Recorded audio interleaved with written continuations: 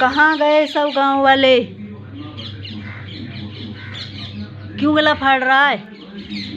Cylinder खत्म हो चुका है, सिलेंडर लेने गए,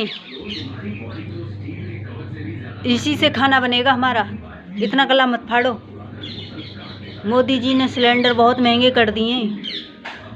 3000 रुपया का एक सिलेंडर मिलता है, और जिसके घर में चूल्हा नहीं चलेगा वो तो भूखा ही सोएगा।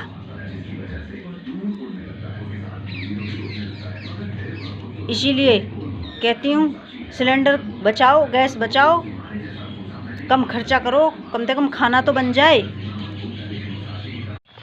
दिल मेरा सेंटी है कि दिल मेरा बोलना।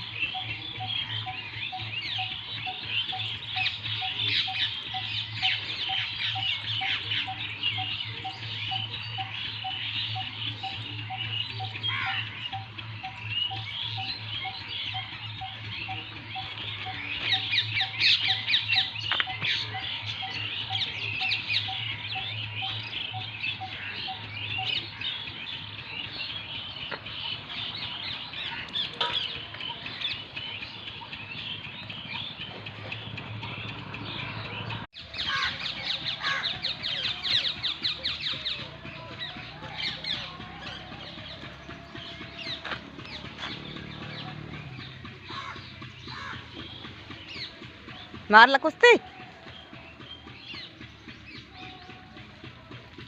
ओए नेहड़ो ना मार रही।